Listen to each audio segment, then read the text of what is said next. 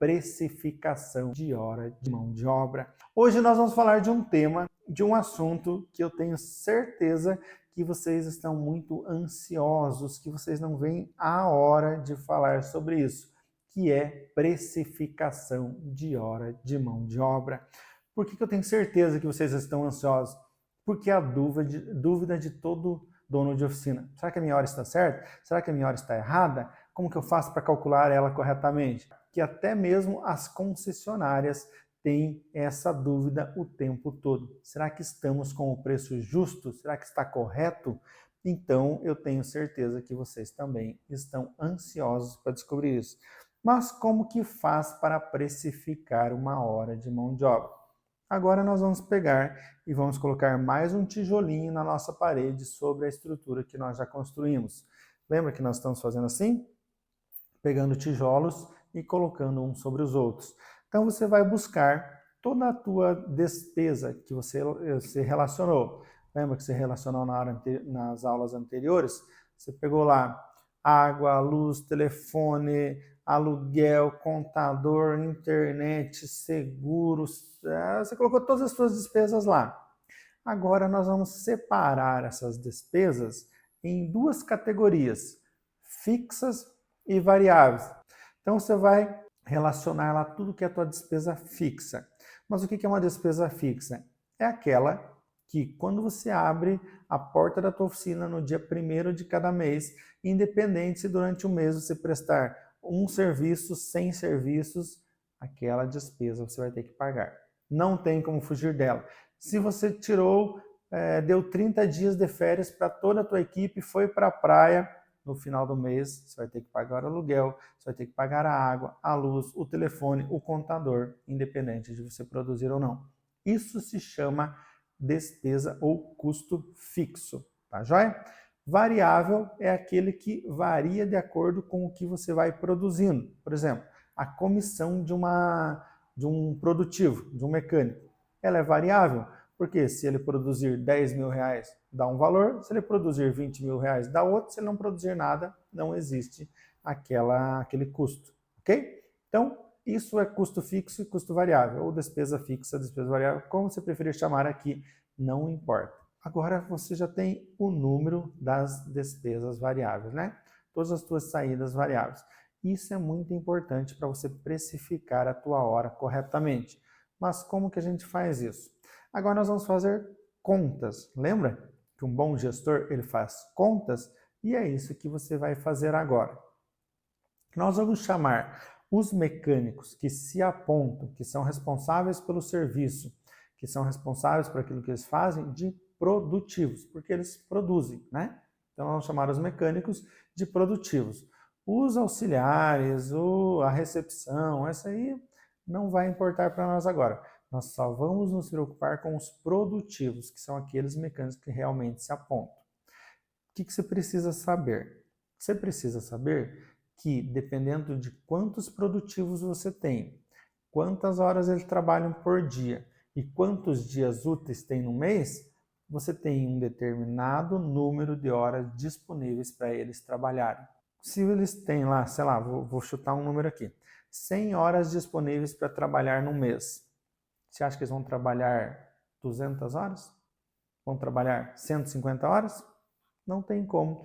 Ele só tem 100 horas disponíveis e ninguém consegue alongar o tempo, né? Ninguém consegue esticar o tempo, a não ser talvez fazendo hora extra, mas ainda assim não pode passar de 2 por dia, então não aumenta tanto, né? Então, tenha em mente isso. Cada produtivo tem um número X de hora que eles têm para produzir no mês. Por isso que produtivo parado é prejuízo. Produtivo tomando cafezinho de meia hora é prejuízo. Produtivo conversando é prejuízo, porque aquele tempo perdido não retorna mais. Perdeu, perdeu, né? Então, vamos fazer uma continha aqui. Digamos que no mês, vamos arredondar, aí você adapta, aí você põe os teus números exatos, que daí você já vai saber o teu. Eu vou fazer geral, com números mais inteiros para ficar mais fácil. Então, digamos que tem 22 dias úteis em média nos meses. E você tem 3 produtivos. Se você tiver 2, você coloca 2. Se tiver 4, coloca 4. Então, você tem 22 dias úteis vezes 3 produtivos, você tem 66 dias produtivos no mês. 66 dias úteis para trabalho no mês. Por quê? Porque é 22 dias do mês vezes 3 produtivos.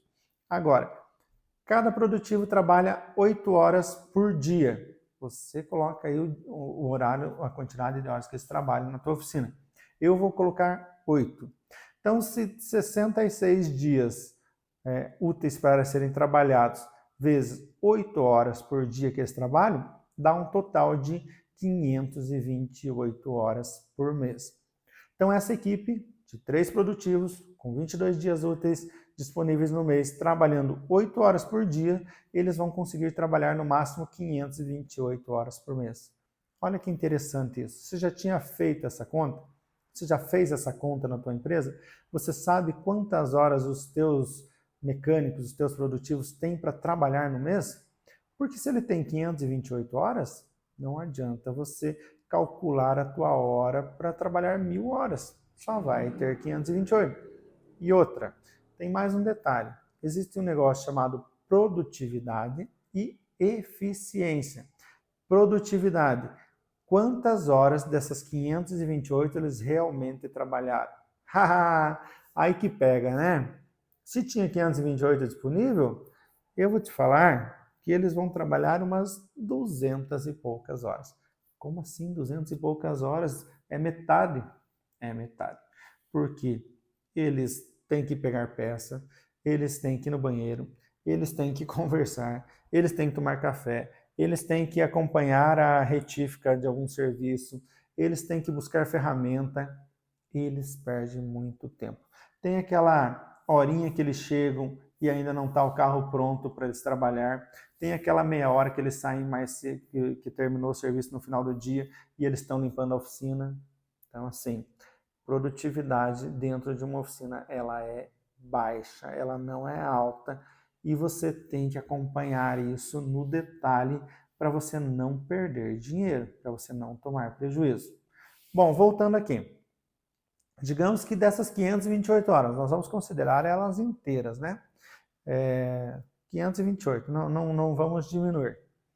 Aí você viu que o teu custo fixo, as tuas despesas fixas do mês, gira aproximadamente R$ 26.400. Por que esse número quebrado, Alexander? Porque quando eu dividir por 528 vai dar um número inteiro. É mais fácil para a gente entender a conta.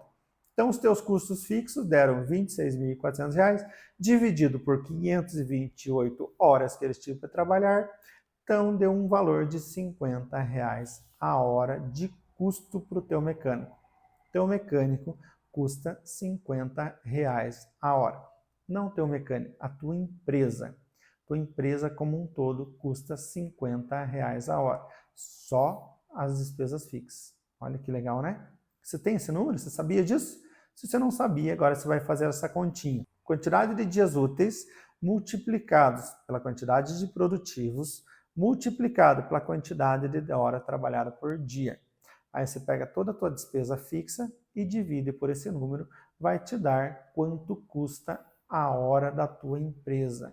Mas como eu falei, se você cobrar R$ 50 a hora, você vai pagar teus custos fixos, né?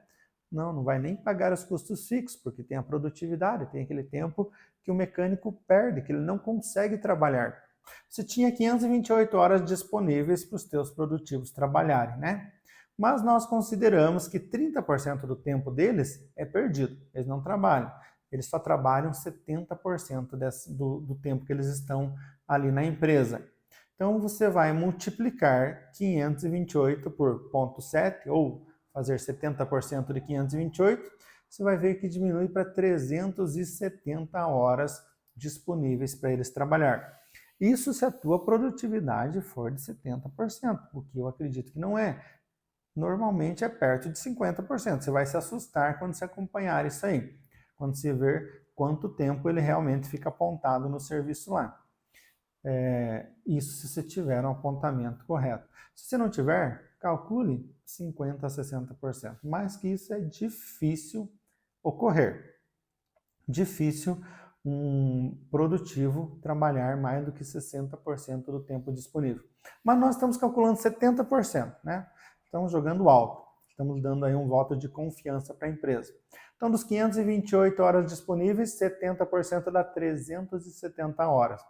Agora nós vamos dividir os 26.400 de custo fixo por essas 370 horas.